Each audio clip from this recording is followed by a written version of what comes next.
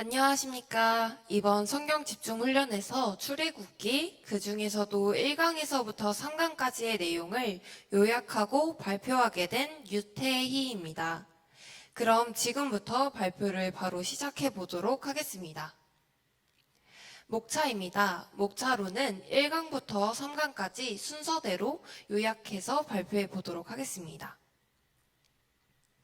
눈에 익으신 분들도 있겠지만 이 표를 처음 보시는 분들도 있을 것 같아서 간략하게 설명을 드리자면, 이 표는 출애굽기의 구조를 표현한 구조도라고 생각하시면 되겠습니다. 이 구조도는 구원이 어떻게 움직이고 어떻게 흘러가고 있는지를 보여주고 있습니다. 그래서 그 중에서도 저희가 사용한 교재에서 1강부터 3강까지의 내용은 바로 이 부분인 하나님께서 은혜를 사람을 통해 내려주신다는 11장까지의 말씀을 사용하고 있습니다. 그러면 바로 1강부터 설명을 해보도록 하겠습니다. 1강은 구원, 새로운 시작, 새로운 경영입니다. 그 중에서도 이 1강은 우리가 하나님을 만나 구원을 얻고 나서의 시작, 즉 칭의에 대한 내용을 다루고 있는데요. 칭의라는 표현이 좀 어색해서 칭의란 무엇이고 칭의 이후에 우리는 무엇을 해야 하는가에 크게 두 가지로 나눠서 요약을 해보도록 하겠습니다. 첫 번째로는 칭의가 무엇인가입니다. 사전적으로 칭의는 칭할 칭자와 의로울 의자를 써서 의롭지 않지만 의롭다고 칭하는 것, 불러주는 것이라는 뜻을 가지고 있습니다.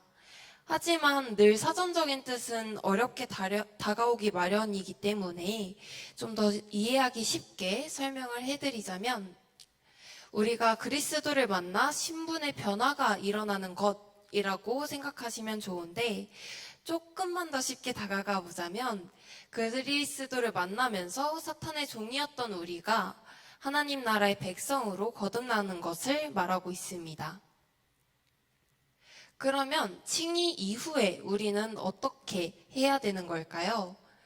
앞서 말씀드린 것처럼 칭의는 우리가 새로운 신분을 가지게 된 것이기 때문에 우리가 새롭게 갖게 된 그 신분에 합당한 삶을 살아야 합니다. 그러면 그 합당한 삶이라는 건 도대체 무엇인가요?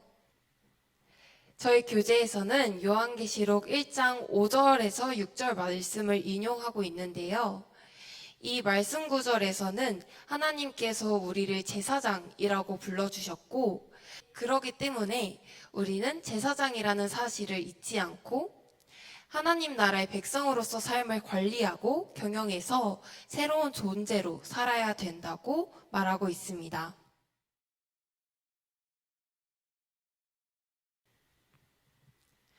이 강의 제목은 고난의 환경을 통해 부르시는 하나님입니다. 이 강에서는 하나님은 왜 우리에게 고난을 주시는지, 그리고 우리는 고난을 어떻게 바라봐야 하는지에 대한 내용을 크게 구분해서 설명해 드리도록 하겠습니다. 그럼 첫 번째로, 하나님은 왜 우리에게 고난을 주시는 걸까요? 하나님께서는 우리를 일깨우기 위한 어떤 뜻을 가지고 고난이라는 방법을 사용하시는데요. 그러면 우리는 과연 무엇을 일깨워야 하는 걸까요? 이 일깨우기 위한 뜻에는 단지 우리가 어떤 내용을 깨닫는 것뿐만 아니라 꼭 만나야 하는 사람과 만나거나 혹은 사건을 통해 복음을 전파하는 등의 행위까지도 포함되고 있습니다. 그러면 우리는 이 고난을 도대체 어떻게 바라봐야 하는 걸까요? 바로 하나님이 우리에게 고난을 주신 그 궁극적인 이유에 대해서 생각해 봐야 합니다. 그걸 교재에서는 하나님의 관점으로 바라봐라 라고 이야기하고 있는데, 이렇게 고난을 하나님의 관점으로 바라보게 된다면 평상시 우리가 고난을 생각했던 힘든 시간 또는 견뎌내야 되는 시간이 아니라 우리가 앞서 말씀드린 것처럼 어떤 내용을 깨닫거나 아니면 만나야 했던 사람과 만나거나 아니면 이 사건을 통해서 하나님의 능력을 드러낼 수 있는 좋은 기회라고 인식하게 됩니다. 이 교재에서는 특히 아브라함이 겪었던 위기와 어려움에 대해서 얘기를 하고 있는데요. 아브라함은 하나님의 인도하심을 받고 가나안에 들어갔을 때 흉년이 들어 갑자기 애굽에 내려가야 했고 아내인 사라까지 빼앗겨야만 했습니다. 하지만 하나님께서는 바로왕에게 나타나셔서 사라를 지켜주시고 아브라함에게도 은덕을 베푸셨죠. 그래서 우리는 결국 하나님께서 고난을 주신 그 이유에 대해서 생각을 해야 되는데 그게 말은 쉽지 행동으로 직접 뜻을 찾기에는 너무 어렵기 때문에 직접 하나님께 부르짖으며 기도해야 하는 것입니다. 마지막 3강입니다. 3강은 하나님이 준비시킨 목자입니다. 여기서는 목자란 무엇이고 목자가 되기 위한 조건으로는 어떤 것들이 있는지 알아보도록 하겠습니다. 앞서 보셨던 출애굽기 구조도입니다. 이곳에서도 하나님은 은혜를 내려주실 때 사람을 통해 내려주신다고 말씀하셨습니다. 이때 사용되는 사람, 이 사람을 목자라고 이해하시면 될 것 같습니다. 그 중에서도 목자는 성경책에서 예수님을 표현할 때 주로 사용되어서 이해하기가 조금 어려우실 수도 있지만 그래도 이 출애굽기에서는 이 목자를 하나님의 뜻을 대신 전하는 사람인 대행자로서의 의미를 가지고 있다고 생각해 주시면 좋을 것 같습니다. 그러면 목자가 되기 위한 조건으로는 어떤 것들이 있을까요? 교재 속에서는 이 3가지가 있다고 말하고 있는데 첫 번째로는 믿음의 가정을 세워라입니다. 그러면 믿음의 가정을 세우기 위해 우리가 할 수 있는 일은 믿음을 가진 배우자를 가지고 그리고 자녀를 신앙적으로 교육하는 것입니다. 교재에서는 모세의 어머니가 모세가 어릴 적 어떤 것들을 교육시켰고 어떻게 해서 신앙교육을 이뤄냈는지에 대한 내용을 다루고 있습니다. 두 번째로는 하나님의 훈련을 거쳐내야 한다고 말하고 있습니다. 여기서 말하는 훈련은 단지 체력을 기르는 그런 훈련이 아니라 자신의 주권과 자유의지를 하나님께 드리는 훈련을 말하고 있습니다.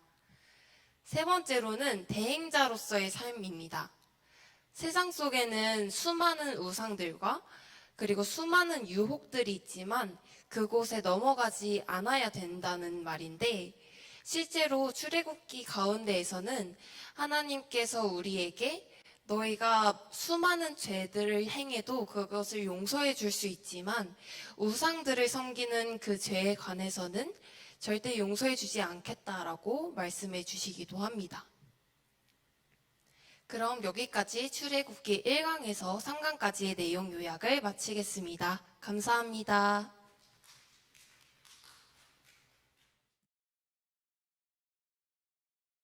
유월절 피에 의한 구원이라는 소제목을 가진 출애굽기 4장에 대한 발표를 시작하겠습니다. 출애굽기 4장의 첫 번째 소제목은 유월절 어린 양의 피입니다. 이 챕터에서는 구원은 나의 우리 주님과 개인적인 관계이며 그리스도는 우리의 구원을 위한 피를 제공하실 뿐만 아니라 우리를 위한 양식을 제공하십니다. 첫 번째 질문은 유월절날 이스라엘 장자가 살아있을 수 있는 이유는 무엇입니까? 그 피를 어디에다 바르라고 말씀하십니까? 라는 질문입니다. 이 질문에 대한 대답은 흠없고 점없는 일련된 양을 잡아 집 출입구 문에 설주어 좌우 임방에 바르라고 말씀하십니다. 두 번째 질문은 그 밤에 먹어야 했던 음식은 무엇입니까? 라는 질문입니다. 예수님께서는 양고기와 무교병 그리고 쓴 나물을 먹으라고 말씀하셨습니다. 두 번째로는 범죄한 인간은 어떤 존재인가? 라는 제목입니다. 이 챕터에서는 죄 없는 양이 대신 죽지 않으면 우리는 피의 심판을 받을 수밖에 없다고 말씀하시고 계십니다. 그리고 피는 무서운 결과를 가져오고 그러나 피로 말미암아 구원받으면 우리는 하나님의 상속자인 장자가 될 수 있다고 말씀하셨습니다. 이 챕터에서는 그 밤에 심판을 피할 수 없던 애굽의 장자들은 모두 대속의 피가 없는 사람들이었습니다. 그러나 피로 보호받은 이스라엘은 이제 심판을 받지 않을 뿐만 아니라 하나님 앞에서 어떤 새로운 존재로 서게 됩니까? 라는 질문을 갖고 있는데요. 이에 대한 대답은 이스라엘은 하나님 앞에 심판받을 죄인이었으나 애굽에서는 모든 수고와 땀을 착취당하는 노예, 종이었습니다. 그러나 피로 구원받은 이스라엘 백성들은 더 이상 버림받은 자들이 아닌 하나님의 장자들이 됩니다. 장자들은 세 가지 특권을 가지는데 이 중에는 왕권, 제사장권, 두 배의 몫입니다. 세 번째로는 보혈의 능력, 인간 세계의 문제, 죄입니다. 이 챕터에서는 주의 십자가 앞에 죄를 내려놓기만 하면 영원한 속죄를 받습니다. 하나님 앞에 낱낱이 자백하고 회개하면 용서를 받습니다. 이 보혈의 능력이 바로 세상을 이기는 나의 힘입니다. 아무것도 말고 선언하십시오. 이 챕터에서는 피는 언제까지 얼마나 효력이 있습니까? 라는 질문이 있습니다. 피는 영원한 속죄의 능력이 있다고 말씀하십니다. 죄를 해결할 수 있도록 주신 하나님의 언약은 무엇입니까? 또 어떻게 하면 이 피의 혜택을 통하여 용서를 받을 수 있습니까? 첫 번째 답변은 피의 언약, 피 흘림을 통해서만 죄사함을 받을 수 있습니다. 피 흘림 없이는 죄사함이 없습니다. 속죄의 피를 통하여 우리의 죄악은 용서받을 수 있습니다.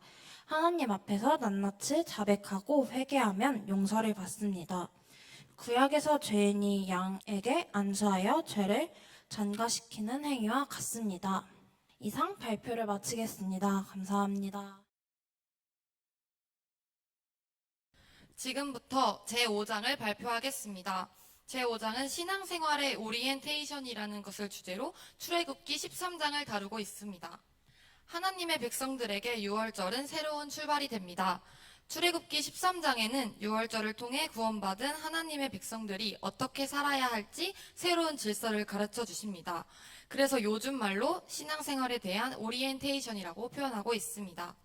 출애굽기에서 하나님은 사람들을 홍해길로 그리고 광야로 보내시는데 쉽고 가까운 길이 아닌 홍해길로 인도하신 이유는 전쟁으로 인한 두려움, 광야길로 인한 불편함으로 인해 애굽으로 돌아가고 싶은 마음이 들지 못하도록 하기 위함입니다.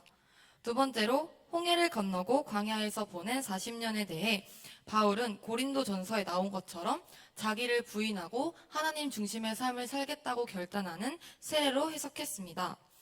그들은 구름 기둥과 홍해 바다의 경험을 통하여 하나님의 백성, 곧 구원받은 백성이라는 확신을 얻을 수 있습니다. 우리는 세 가지를 결단해야 합니다. 첫 번째로는 첫 것을 하나님께 드리는 것, 두 번째로는 무교절을 지키는 것, 세 번째로는 구름 기둥과 불 기둥의 인도를 따르는 것입니다. 그 중에서 첫 번째는 하나님께 첫 것을 드리는 것입니다. 하나님은 첫 것을 하나님의 것으로 구별하라고 말씀하십니다. 첫 것은 시간적으로 가장 먼저의 것, 가치적으로는 가장 중요한 것을 뜻합니다. 첫 것을 드린다는 것은 하나님을 으뜸으로 모시라는 말씀입니다. 예배 정신은 하나님을 내 인생의 최고 그리고 최상의 자리에 모시며 사는 생활을 의미하는데 우리는 이 예배 정신을 결단해야 합니다. 두 번째로는 하나님은 무교병을 먹고 살라고 하십니다. 무교병은 누룩이 없는 것을 말하는데 하나님이 새로운 주인이요 우리의 공급자이시므로 우리는 하나님이 주시는 양식, 즉 말씀으로 살아야 합니다. 하나님은 누룩, 즉 죄로부터 우리를 지키시기 위해 두 가지 방법을 쓰십니다. 첫 번째는 가난, 질병, 환경적인 고난을 준비하십니다. 이를 통해 자기를 부인하고 회개하여 하나님께 집중하도록 하십니다. 두 번째로는 죄 없으시고 무교병이신 그리스도를 먹으라 하십니다. 우리는 말씀을 먹고 말씀에 순종해야 합니다. 그리스도를 먹고 마시는 삶이란 말씀 묵상과 설교 말씀을 묵상하는 삶을 의미합니다. 세 번째로는 낮에는 구름 기둥, 밤에는 불 기둥을 따르는 것입니다. 낮에는 사막의 더운 햇빛과 열기로부터 구름 기둥이 우리를 보호하고 밤에는 추위와 공포와 재난으로부터 불 기둥이 우리를 보호합니다. 우리가 가는 불안하고 두려운 미지의 광야에서도 하나님의 인도를 통해 풍요의 땅, 약속의 땅 가나안으로 이끄시는 놀라운 은혜를 경험하게 됩니다. 유월절 규례는 매년 지켜져야 합니다. 할례받은 자와 세례를 받아 자기를 부인하고 그리스도로 사는 사람에게만 유월절을 지킬 자격이 주어집니다. 유월절에 대한 은혜를 잊지 않으려면 우리는 이 날을 기념하여 지키고 자녀들에게 교육하여야 합니다. 하나님의 행하신 구원의 역사를 가르치고 마음에 새겨두어야 합니다. 이 말은 출애굽기 12장에도 너희는 이 날을 기념하여 여호와의 절기를 삼아 영원한 규례로 대대로 지킬지니라 라는 말씀으로 나와 있습니다. 이상으로 발표를 마치겠습니다. 그리고 마음에 새겨두어야 합니다. 이 말은 출애굽기 12장에도 너희는 이 날을 기념하여 여호와의 절기를 삼아 영원한 규례로 대대로 지킬지니라 라는 말씀으로 나와 있습니다. 이상으로 발표를 마치겠습니다.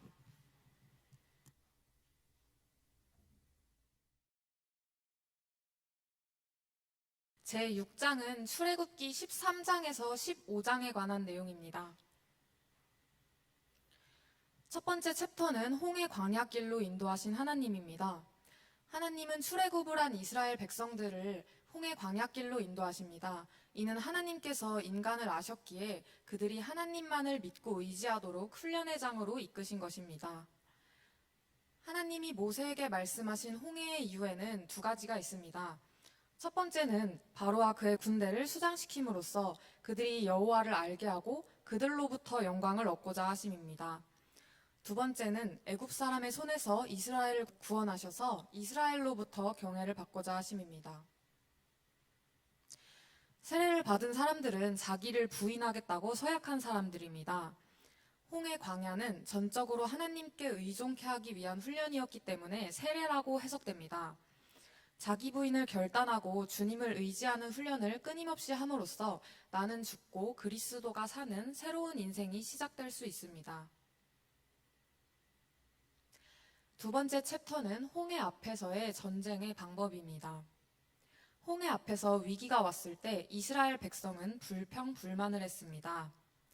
모세는 하나님께 대적하는 이스라엘을 향해 가만히 서서 구원을 보라, 가만히 있으라고 합니다. 시험을 당할 때 사람들은 이를 보고 절망하거나 두려워하고 염려하며 낙담합니다. 또는 하나님을 원망하고 불평합니다. 모세가 이스라엘에게 말했던 가만히 있으라는 말은 위기의 상황, 절망의 때에 불평불만하지 않고 하나님 편에서 하나님께 집중하라는 뜻입니다. 기도는 하나님께 집중하는 구체적 행위입니다. 어려운 상황에서 우리는 기도하면서 이 사건 속에 숨겨진 하나님의 뜻을 보고자 집중해야 합니다. 다음 챕터는 홍해를 건넌 자들이 부르는 영광의 노래입니다. 모세와 이스라엘은 여호와께서 애굽 사람들에게 행하신 큰 능력을 보고 노래합니다. 염려한 사건보다 전능하시고 두려운 원수보다 더욱 높으신 하나님을 찬양하는 것입니다. 찬양은 일반적인 감상이나 상황을 노래하는 것이 아닙니다. 찬양에는 하나님께 드리는 나의 간증과 나의 고백이 담겨야 합니다. 모든 상황에서 내 방법, 내 고집을 내려놓고 하나님께 집중해야 합니다. 하나님께서 행하실 수 있도록 나를 죽이는 행위가 기도입니다. 수많은 훈련을 통해서 그리스도인은 성숙해지고 주님을 모시기에 합당한 처소가 될 수 있도록 노력해 가야 합니다.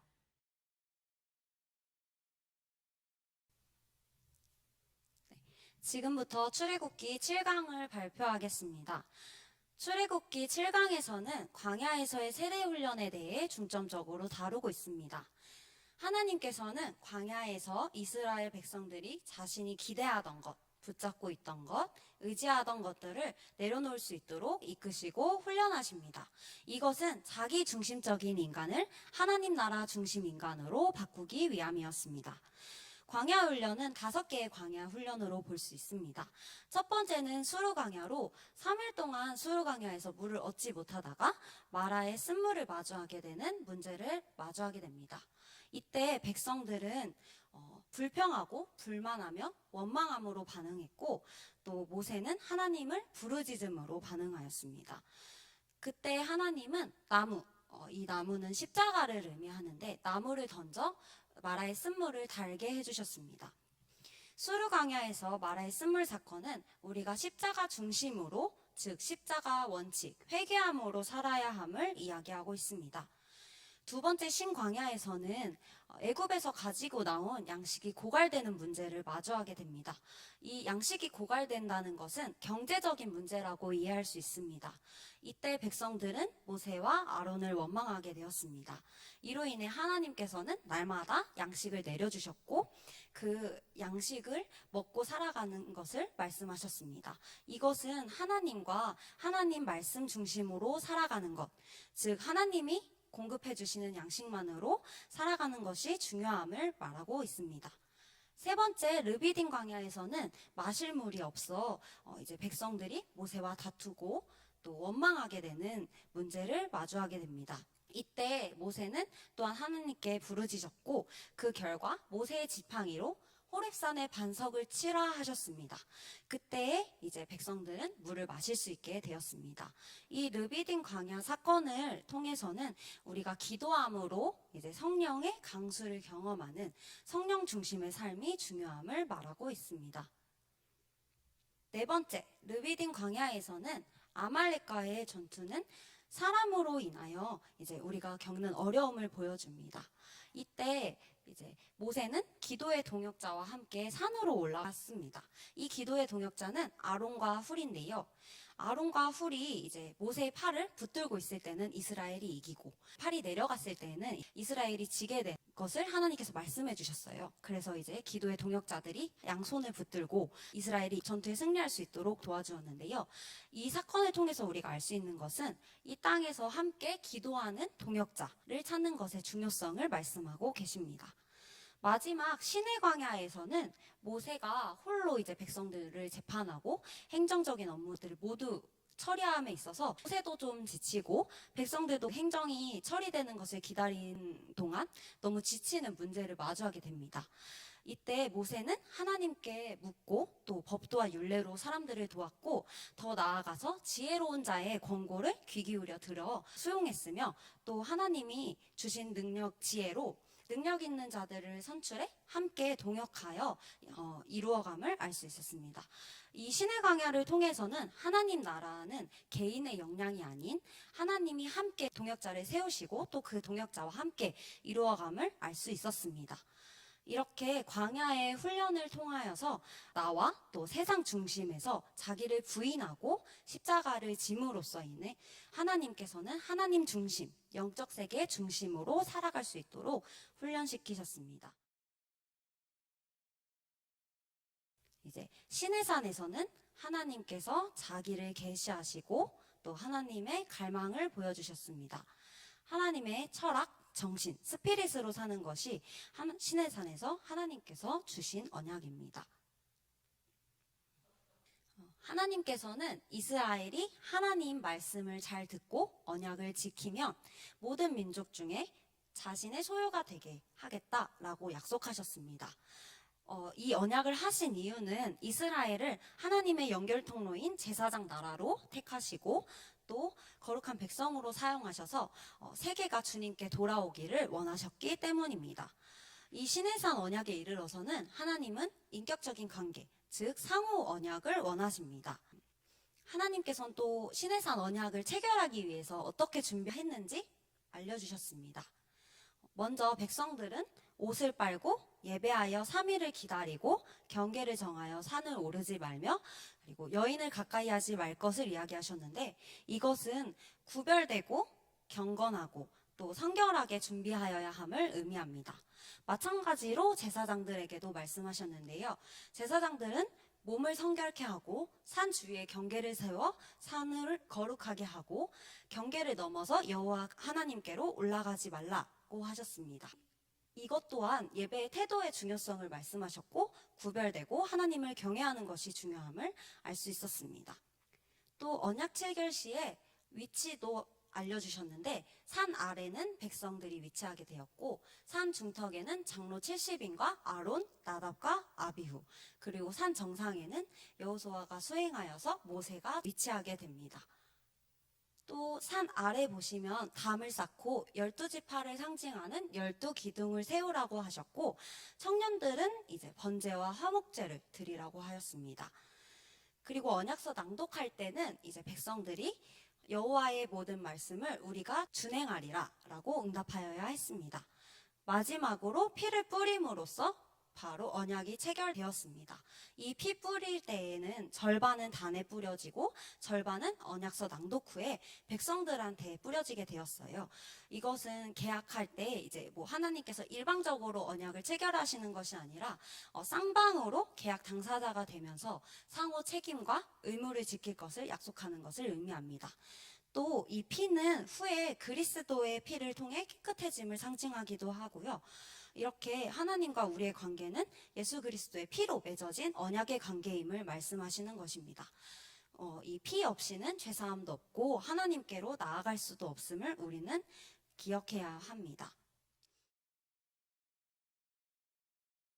8강의 신해선 언약을 시작으로 하나님께서는 이스라엘에게 10가지 계명을 통하여 또 하나님의 원칙과 가치, 기준, 철학, 사상을 가르쳐 주셨습니다. 첫 번째 계명부터 네 번째 계명은 하나님을 높이고 사랑하는 것에 관련된 계명을 주셨고요. 5번째부터 10번째 계명은 사람을 소중히 여기고 하나님을 사랑하라는 계명을 주셨습니다.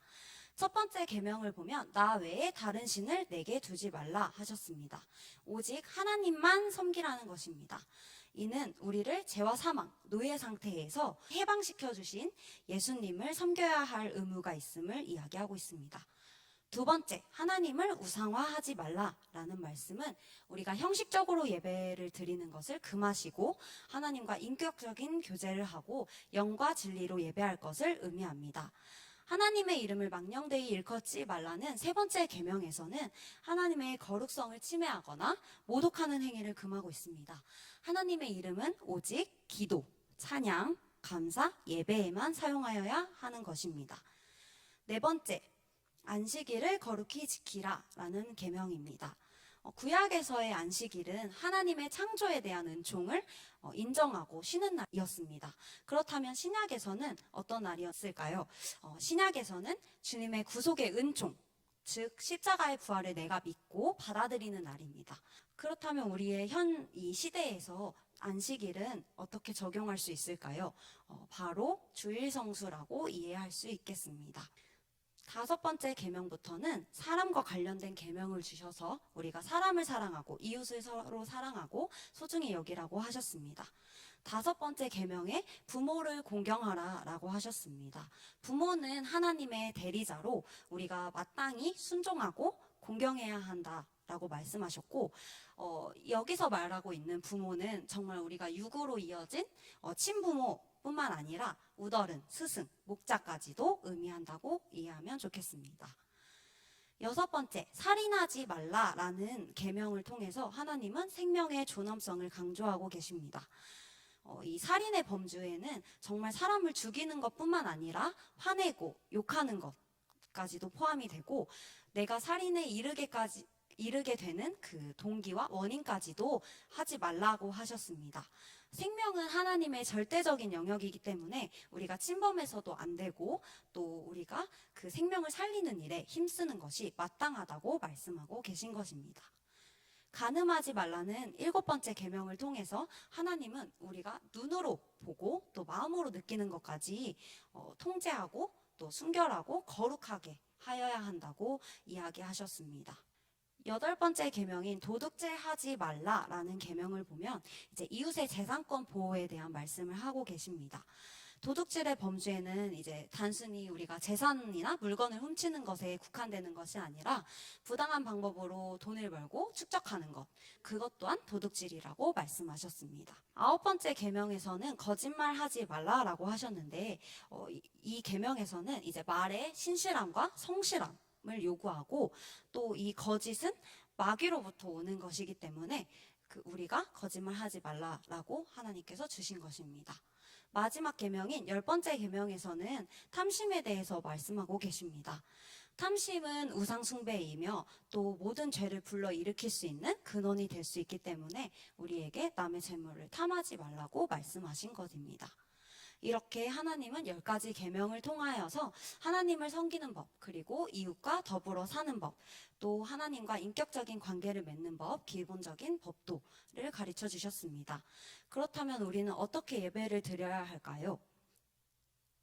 먼저 하나님을 인격적으로 섬겨야 합니다. 영이신 하나님을 물질로 표현할 수 없으며 이 점이 다른 종교와 차이라고 할 수 있습니다. 하나님은 우리와 서로 생각과 느낌을 나누고 소통하는 그런 교통의 대상으로 또 인격적으로 만나기 원하십니다. 그렇기 때문에 우리는 하나님을 형상화해서는 안 되는 것입니다. 두 번째로는 흙 또는 다듬지 않은 돌로 제단을 만들라고 하셨습니다.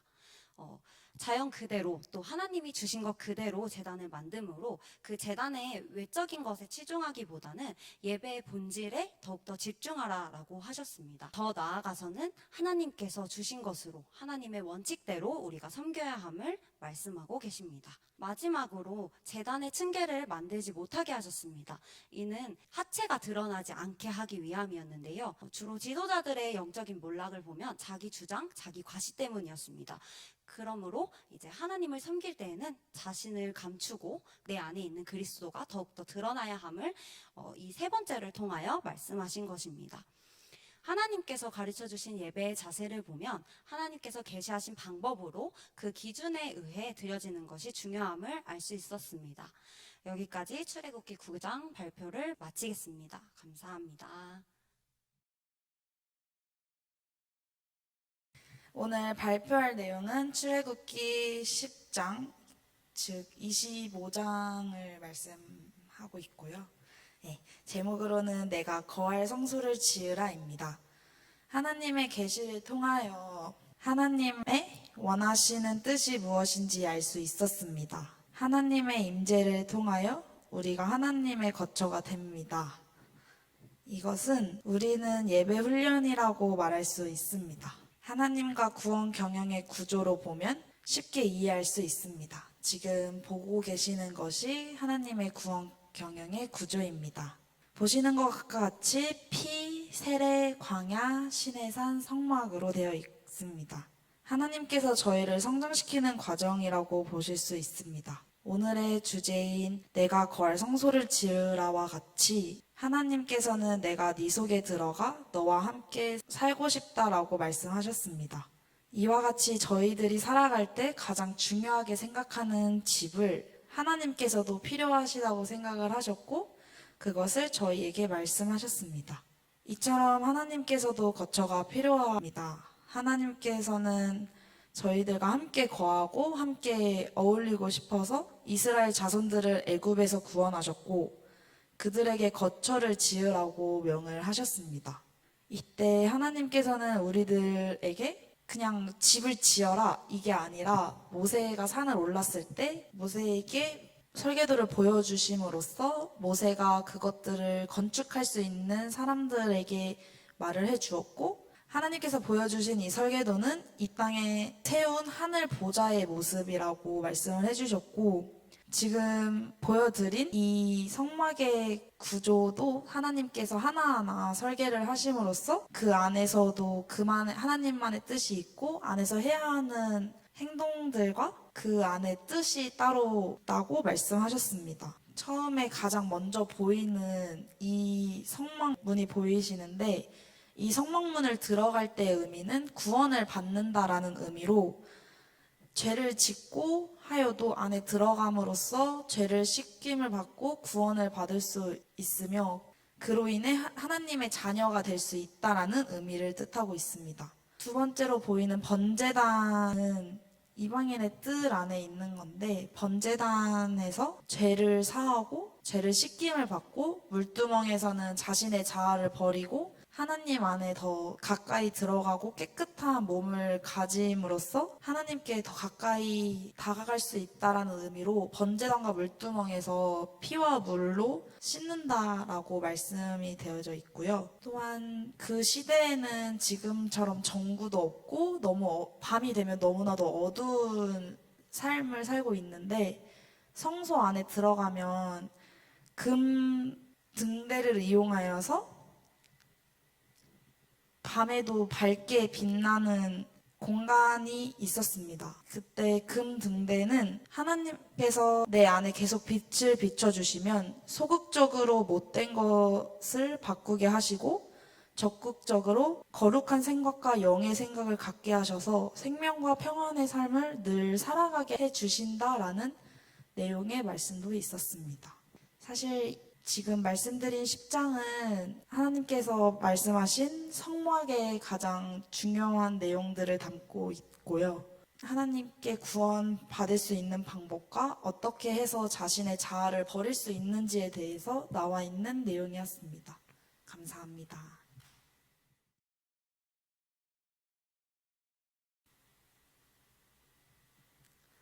성경 집중훈련 출애굽기 제11강 발표 시작하겠습니다.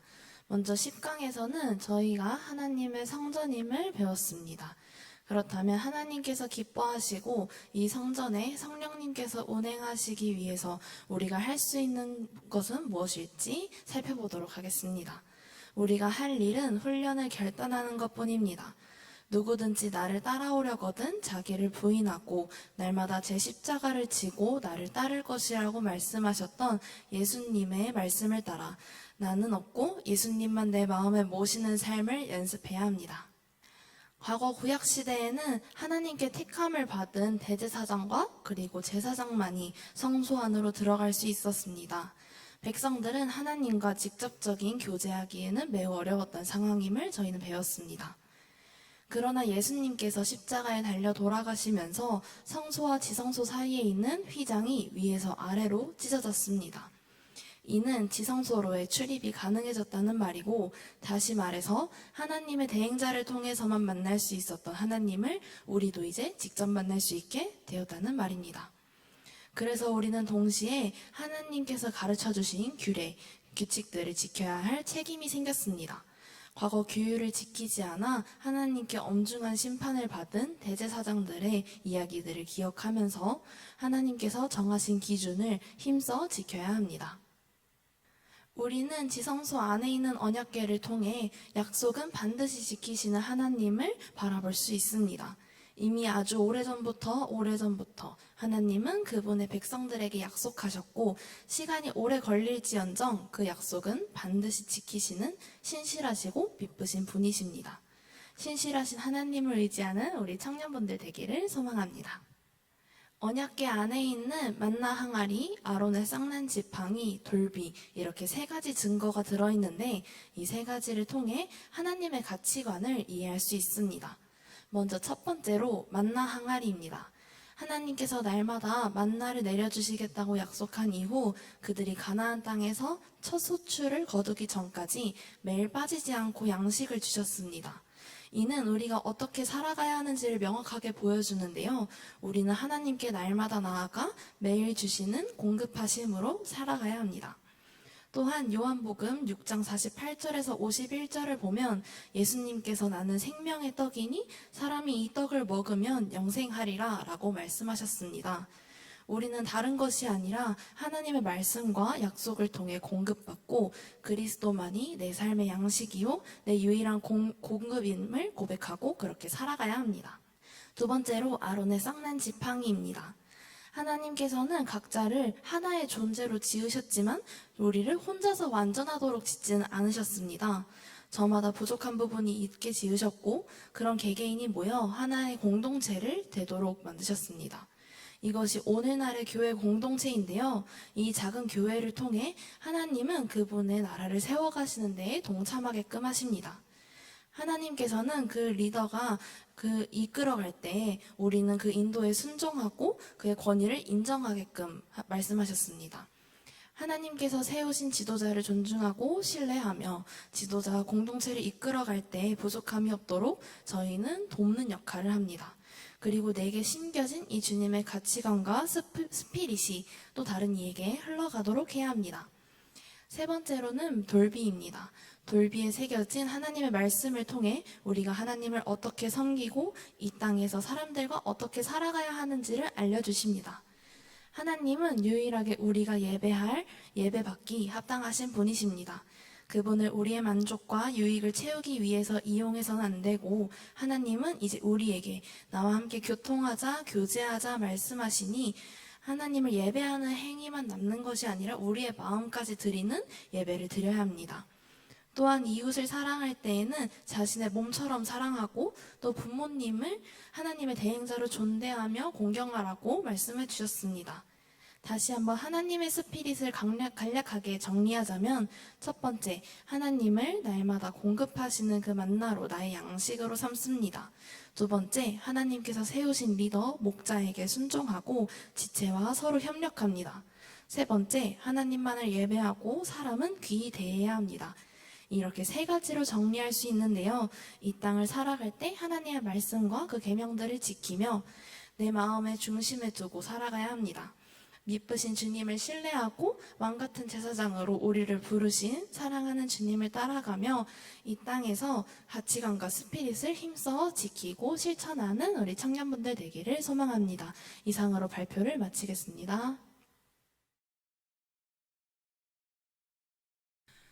성경 집중 훈련 출애굽기 12강 발표 시작하겠습니다. 예배는 최고의 가치, 최고의 사랑을 드리는 일입니다. 우리는 최고의 것을 드리기 위해 준비해야 하는 것이 무엇일까 고민해야 합니다. 예를 들어 11조는 단순히 수입의 10분의 1을 드리는 것이 아니라 가진 것 중 으뜸의 것을 드리는 것이라는 마음을 가지고 임해야 합니다. 신앙의 성장은 여러 단계를 통해 구원의 문에서 지성소의 임재 가운데로 나아가는 것입니다. 첫 번째로 성막의 문은 그리스도 안으로 들어오는 첫 관문입니다. 하나님이 우리를 찾아오시는 것을 은혜라고 합니다. 우리는 아직 연약할 때, 아직 죄인 될 때, 그리고 우리가 원할 때 구원을 받았습니다.